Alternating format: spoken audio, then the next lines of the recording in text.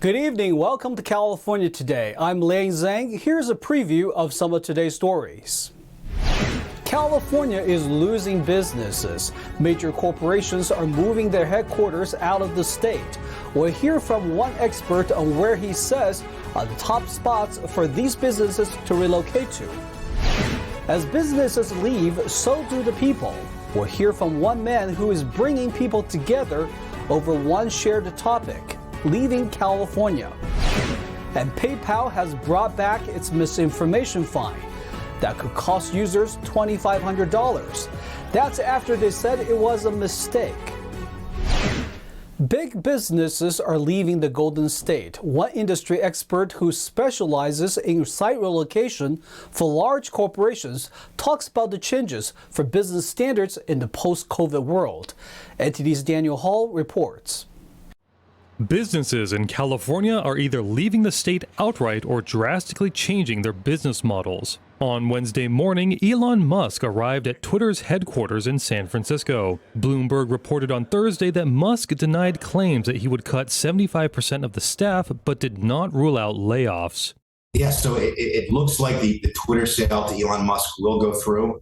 Musk has pledged to do some real major cost cutting and streamline Twitter's operations. He's also talked about recalibrating Twitter's image in the marketplace. So a move out of California would clearly be consistent with that.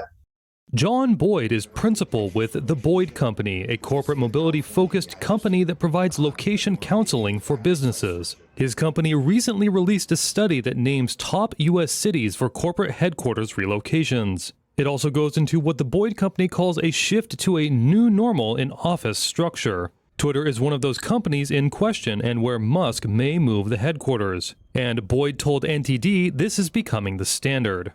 Major corporations moving head office and major regional office operations out of California has become a norm today, not an exception.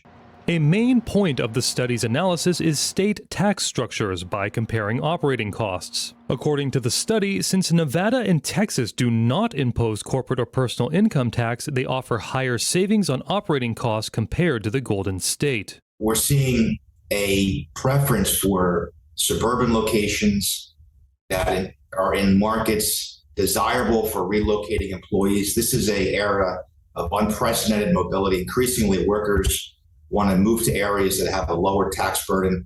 So we're looking at states that lack a personal income tax or lack a corporate, as well as a favorable corporate income tax structure. The study found that high operating costs and rising taxes, along with homelessness and crime, have led corporations such as Charles Schwab, Oracle, Hewlett-Packard Enterprise, Wells Fargo, and others to move their headquarters out of California. It's also high-profile influential celebrities like Joe Rogan and Mark Wahlberg, who recently announced he's moving his family out of California to Nevada to potentially even do a new film studio. It's influential hedge fund managers and tech billionaires like Larry Ellison who have left California in recent years because of the high taxes and also the crime issue. Boyd highlighted several areas as top pick spots for corporate headquarters. The top was Minden, Nevada. Minden is very attractive because it has land, and it has proximity to both Reno and Lake Tahoe, and some of the most pristine views, I think, anywhere in North America. That view, an office window view out of Minden overlooking the Sierra Nevada mountains, I would compare that to a view of the Manhattan skyline in lower Manhattan. Positions ranked 2nd through 5th were located in Texas, but not in major cities. Boyd said this reflects the new spoke and hub model that businesses have taken up after COVID-era lockdowns. Daniel Hall, NTD News, California. More and more people are leaving California for a variety of reasons.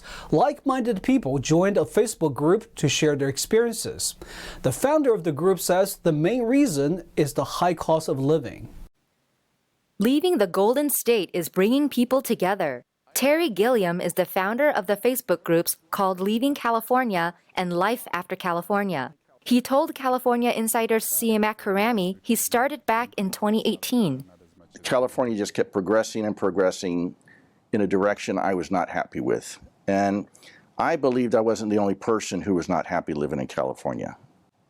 So I started this fake Facebook group called Leaving California. I saw businesses leaving. I saw articles in the paper about businesses leaving. I saw news articles and people leaving. And so what I did was I just set up Google alerts and I just started posting those in the group. And it really grew organically. Gilliam said people leave for a variety of reasons. Their votes don't count and the cost of living is high. There's just so many negatives, and really it's almost like the straw that breaks the camel's back. At some point, people reach a breaking point, whether they're trying to buy their first home. You know, how much are you putting down if you're trying to buy your first home, which is a 2-bedroom condo for $800,000? You know, you're putting down $90,000. Well, if you're living paycheck to paycheck, that's completely out of reach. So there's the whole housing shortage issue. Gilliam says although the weather is great, there's overall more negatives than positives. Those include homelessness, inflation, which is currently around 10%, and tax increases. We had the climate change taxes that they inaugurated. Well, that greatly increased the cost of gasoline, gas and all that. And power. You know, I lived in the Bay Area, in the East Bay, in a 2,500 square foot home. And when I first moved in, you know, my power bill was $200 a month. But by the time I left, it was running $400 a month, you know, just a couple of years later. And that's to double that, just that one thing alone. And every year, of course, property taxes go up 1% because your houses are going up in value. So, food prices, everything contributes to that. Gilliam believes that lawmakers' answer to any problem is higher taxes and more regulations, which increases both the cost of living and the cost of doing business in the state. Most of the people in his group chats are in their 30s and 40s and females. 98% of the people are thrilled that they left. They can't believe how great life is outside of California, just from being able to relax more, have a friendly neighbor, walk down the street and not worry about a homeless person coming up and asking you for money or like I had in San Francisco, I had a homeless guy throw a cup of coffee at me. You know, I didn't say a word to him, but he threw a cup of coffee at me. You don't have to worry about that in most of the rest of the country. And guess what? You can go to a restaurant on a regular basis because you have disposable income because you're not taxed to death. The United States Census for the last 2 years has shown that California, for the first time in its history, is shrinking in population. Much of the outflow is from San Francisco and Los Angeles to states with lower taxes. His group, Leaving California, has 92,000 members, and his Life After California group has over 170,000 members. Both are private. To watch the full program, find California Insider on YouTube or Epic TV on the Epic Times website. Elon Musk has a message for Twitter advertisers. He doesn't want the platform to become a, quote, free-for-all hellscape where anything can be said with no consequences. Ads are Twitter's main source of revenue. Advertisers worry that Musk, in his promotion of free speech, he might stop moderating content altogether. But Musk Thursday said he wants Twitter to be a place for healthy debate and no violence, where everyone is welcome. Musk and Twitter have until tomorrow to close the deal. The world's richest man changed his Twitter profile to Chief Twit yesterday, suggesting they will make the deadline. PayPal has added a misinformation clause back to its user agreement, but it isn't directly saying users could be fined for it. Weeks ago, the company said the clause was added to its user agreement by mistake.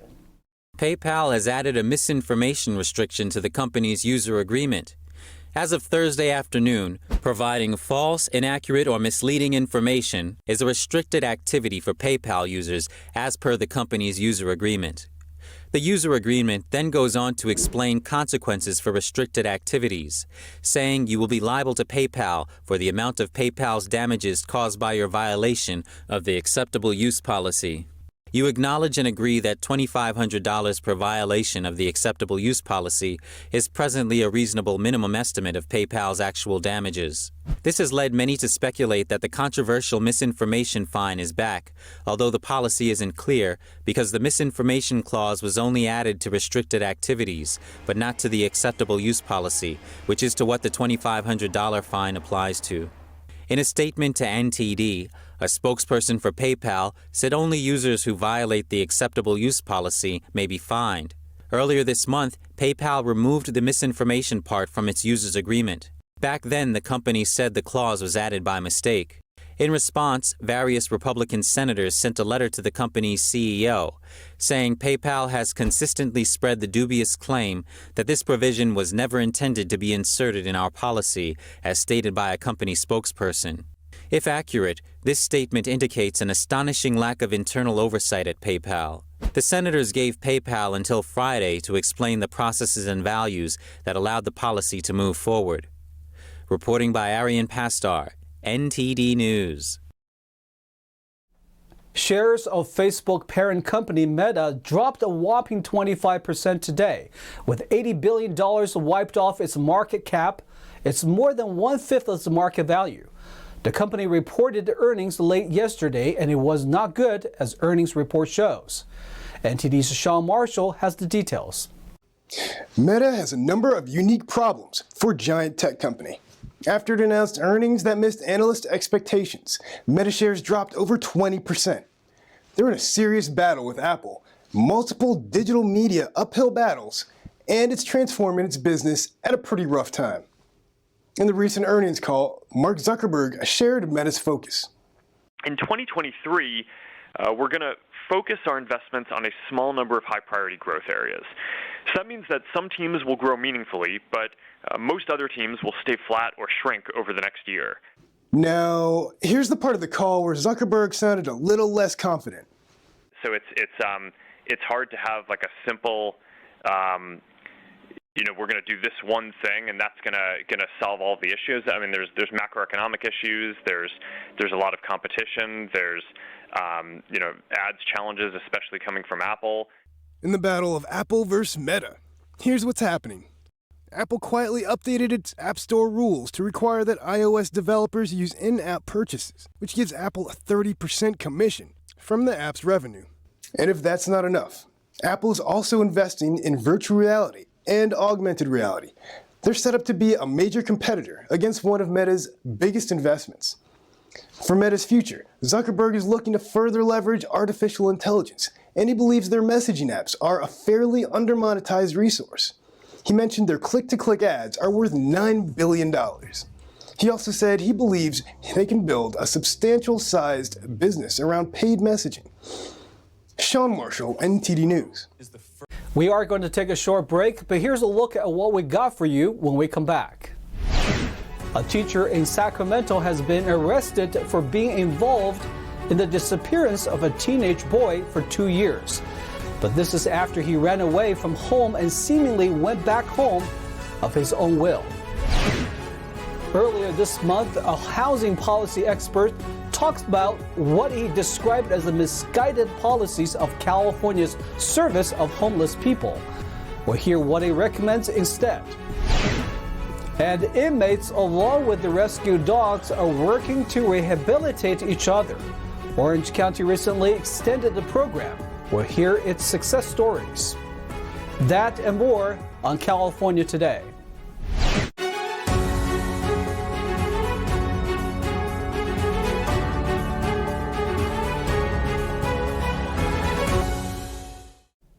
A California public school teacher was arrested last week for her alleged connection in the disappearance of a teenager. Officials say the teen was gone for nearly 2 years. 61-year-old Olga Olivares, a public school teacher in Sacramento, was arrested last Thursday for her suspected involvement in the 2020 disappearance of a teenager. The teen returned home 2 years later. Michael Ramirez, who was 15 when he disappeared, was reported missing on June 9, 2020. A statement released by the Rancho Cordova Police Department said, quote, on March 11, 2022, nearly 2 years after being reported missing, Ramirez inexplicably returned home. Sheriff officials said that a thorough investigation led them to the arrest of Olivares, who is currently employed as a second-grade teacher at the Alice Bernay Waldorf-inspired K-8 school in Sacramento. The Sacramento City Unified School District confirmed in a statement to KTVU that Olivares currently remained a district employee. The statement said the charges filed are for acts unrelated to the employee's assigned duties. The employee has been placed on administrative leave pending the outcome of a district investigation. As this is a personal matter, Sac City Unified has no further comment. Olivares has been charged with one felony count of concealing a minor and one misdemeanor count of luring a child away from their parents without their parents' consent. CBS 13 reported that she appeared in Superior Court on Monday and was granted a zero bail pretrial release. She was also given a no-contact order with Ramirez and his two guardians. Olivares is scheduled for court in December.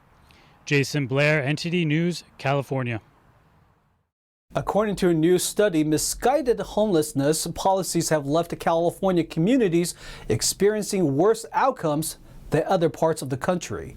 An expert on homelessness said the focusing only on housing issues often leave out the mental and behavioral factors behind homelessness.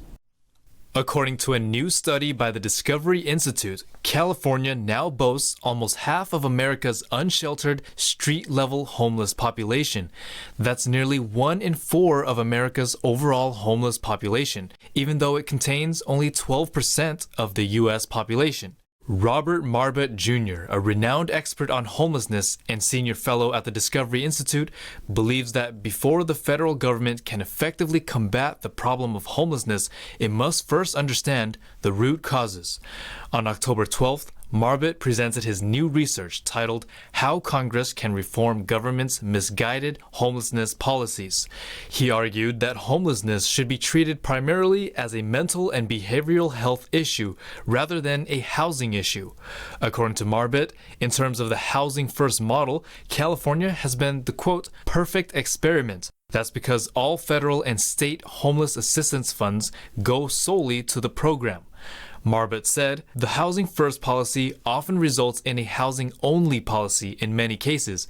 He added that a more diverse policy should include treatment for mental illness and drug addiction. The Institute's report recommends that Congress eliminate the housing first policy and focus more on untreated mental illness and substance abuse. The report found that California's rates of unsheltered homelessness jumped after the 2013 federal implementation of Housing First. Rates jumped again after the state mandated that all state homelessness funding be restricted to Housing First programs. According to the California Policy Lab, a nonpartisan research center at the University of California, 78% of the unsheltered homeless population reported having mental health conditions. 50% said those conditions led to their loss of housing. These findings were based on an analysis of more than 64,000 surveys conducted in 2019. Marbut said the success of federal programs should not be measured by amounts of inputs, such as numbers of housing vouchers delivered, but by the number of people who recovered from homelessness. In Southern California, a county has unanimously agreed to the extension of a dog training program that focuses on inmate rehabilitation that also gives rescued dogs a second chance at a new life. County officials say the program has been a huge positivity and success for both inmate rehabilitation and the shelter dogs who have been adopted into forever homes. Last week, the Orange County Board of Supervisors unanimously agreed to a 3-year extension of a rehabilitation program for inmates. That program allows them to give rescued dogs obedience training before adoption. The program is operated by a nonprofit organization called Cell Dogs. According to the organization's website, Cell Dogs harnesses the power of the human-animal bond and transforms lives by setting a new course for shelter dogs and incarcerated individuals. The nonprofit, in collaboration with the Orange County Sheriff's Department and the Orange County Animal Care, offers inmates the opportunity to gain hands-on dog training experience. From that, they can develop life skills and positive lifestyle changes, as well as prepare for success upon release. Jeanette Thomas, the founder of Cell Dogs, started the nonprofit 15 years ago. She told the Epic Times that the dogs in the program receive crate training, potty training, basic obedience commands, and cute tricks before being offered for adoption. Thomas added that the program does not receive any government funding and is completely self-sustained through donations and fundraising. Now let's check in with NTD's Thomas Christian for today's Sports Roundup.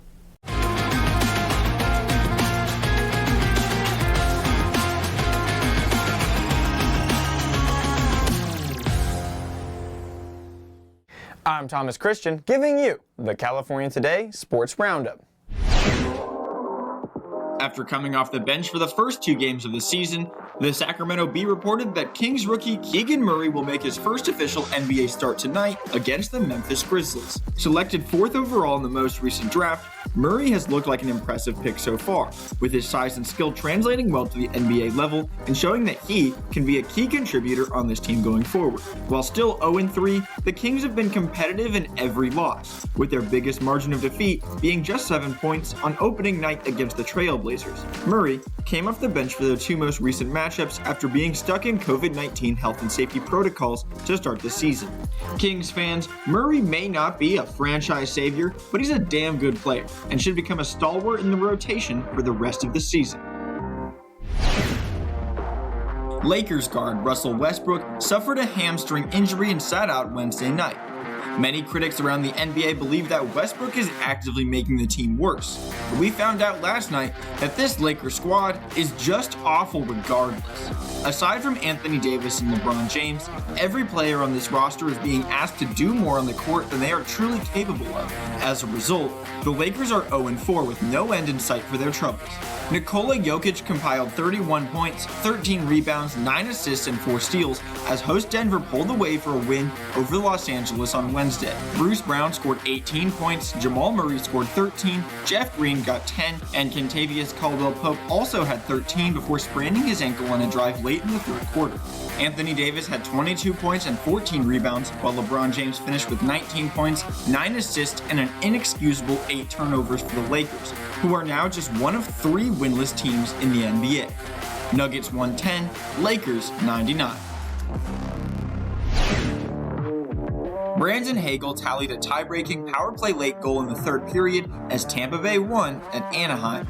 Mikhail Sergachev had a goal and an assist, and Nikita Kucherov and Nicholas Paul scored for the Lightning, who won for the 4th time in 8 games. Victor Hedman had 2 assists, and Brian Elliott made 19 saves for the win.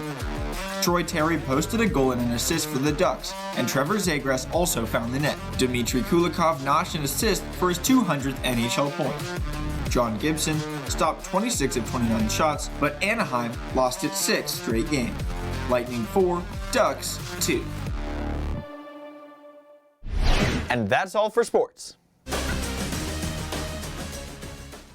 That's all we've got for you tonight. We'd like you to join us again on California Today every weekday at 8:30 p.m. Make sure to check out our broadcasts on our California Today webpage. You can find it at ntd.com/California-today. You can also find all of our top latest clips there, ready to share with friends and family. Send us a message on Twitter, Facebook, or Instagram, or through our email, california.today@ntd.com. I'm Liang Zhang. Have a wonderful evening.